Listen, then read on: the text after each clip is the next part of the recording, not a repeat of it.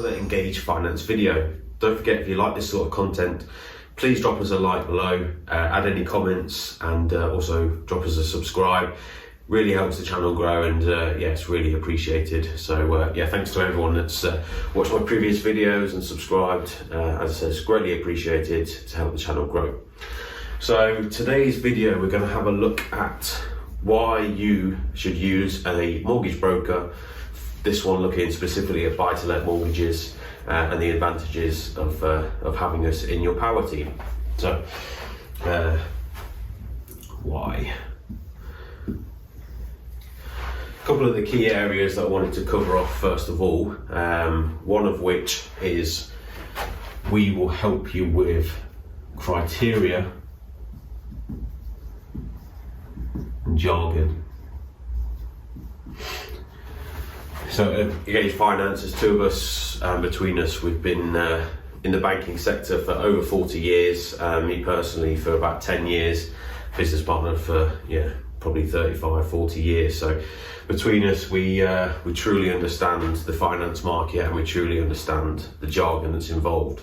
Just to cover off a few of the criteria points, obviously everyone's circumstances are very different, and there's only so much you can put into Google to find a lender that's going to work with yourselves. Whereas with us, you approach us, we take 5 minutes on a call, and we will know exactly where to place that sort of deal. So let's sort of work through a bit of the criteria. Income is one of the big factors.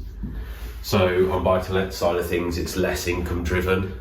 Obviously on residential, it's usually a multiplier on your income.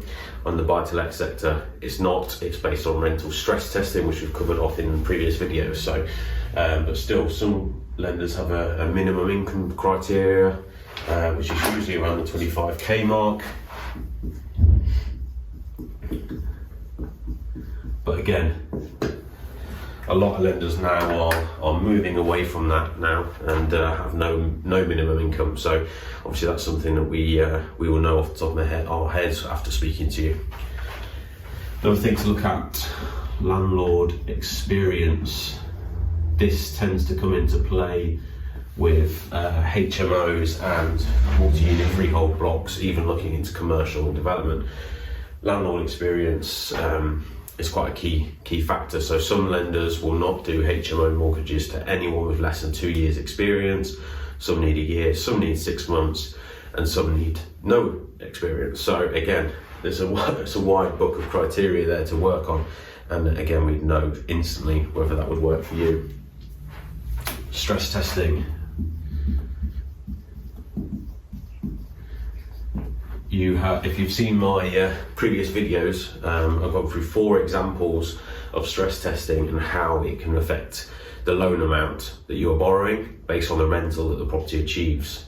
Okay, so I'd recommend go watching those to get an insight into that. Property type. Again, HMOs, multi-unit blocks, properties above commercial, properties next to commercial, properties with flying freeholds, properties with metal staircases outside, properties with commercial and residential in one freehold.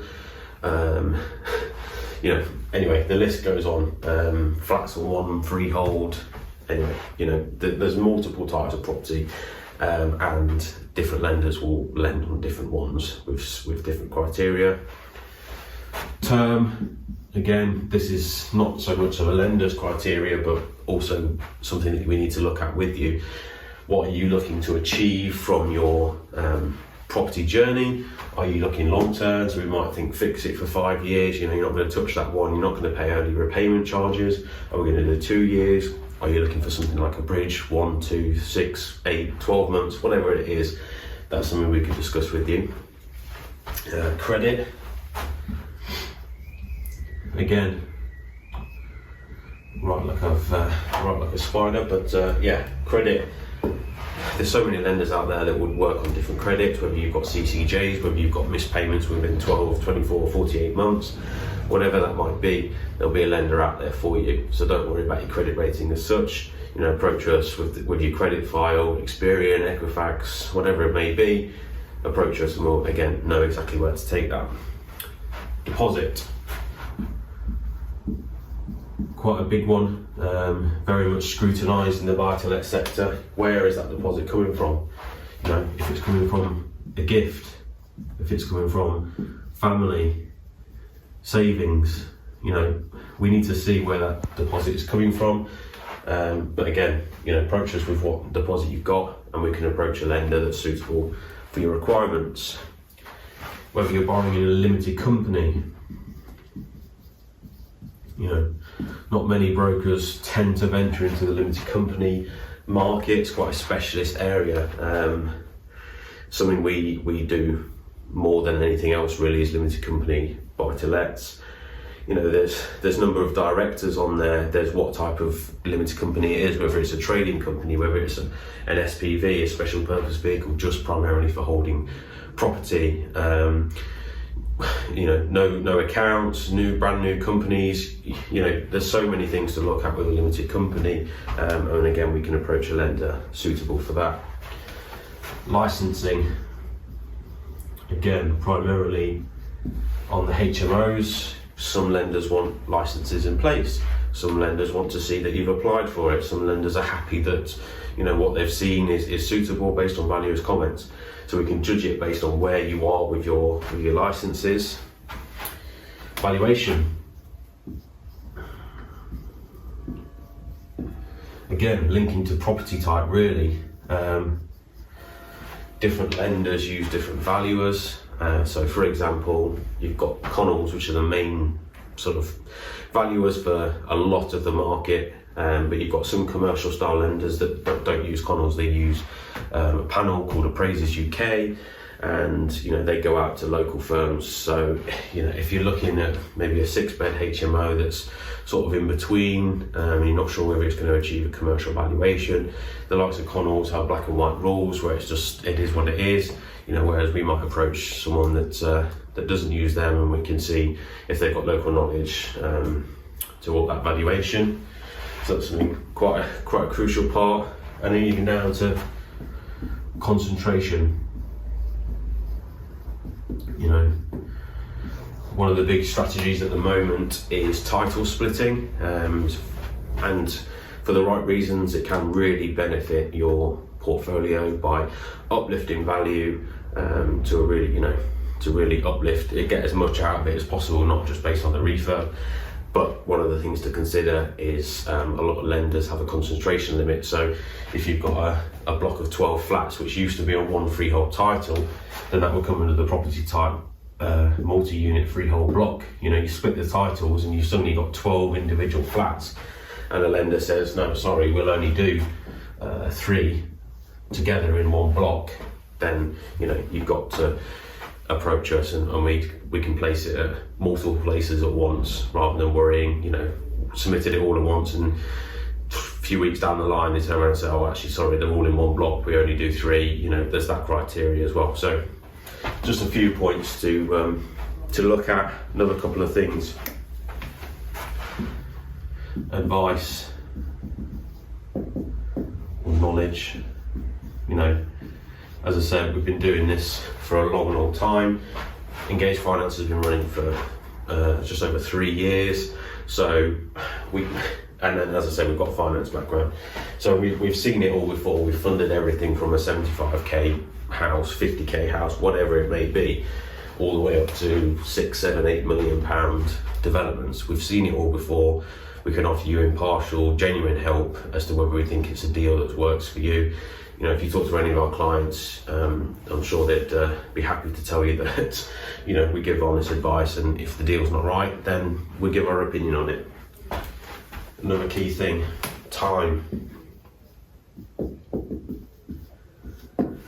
Especially at the moment, with the market the way it is, agents definitely know that they can put property back on the market fairly easily, and the demand is high for it. So they're not hanging about. If you're trying to do it yourselves, and not only are you trying to find the best rates, which I'll come on to in a minute, but you're also trying to find a lender that satisfies all your criteria. You know, you're talking a few weeks. You haven't got contacts there, you go through the main helpline, and you have to go through numerous teams to get to the right one that understands this. you know, we have access directly to the underwriters. We can run a case by them if we don't feel completely sure as to whether they do it. We can run a case by them, and we'll have an answer back by the end of the day. So we can act on stuff very quickly compared to you know, not using ourselves. There's also the time and action processing. You know, we have a team, we have ourselves, we have contacts within the lenders. We're not on hold for hours and hours going through multiple different teams to get an answer. We go directly to the answers, so we can give you those as quickly as possible. And then the last example I wanted to have a look at is the money saving. So obviously quite an important part. So I googled limited company buy to let, and the example that came up was 3.78%, 1.5% fee. I think the valuation was 525 quid. Now this is based on the 200k property, 75% loan to value gives you 150k loan. So that was, as I said, an example that came up on Google with a lender called Aldermore, and that was, you know, in the first page of Google. There was a lot of obviously other mortgage brokers, but this was the first lender that it came to. And the total over the whole term, over a 5-year fix, so this is 5-year fixed, the total over that cost was £31,550. So that's the interest over the 5 years, the valuation fee and the arrangement fee, totals that figure over 5 years. When I looked for a same deal, you know, same property, but with a lender that I know is cheaper, the rate was 3.49, 1.5% fee. The valuation fee was slightly cheaper at 4.45, and that added on top our broker fee, that came in at a total 29,912, giving you a saving £1,640. Okay, so not only are we going to help you with all of these points with the genuine advice, saving you time, we can also save you money, saving you £1,640. Obviously, if you put more time in, you know, you could probably find your own rates, but you know, for a more hands-off approach and saving you money, these are a few of the reasons why I would recommend using a mortgage broker.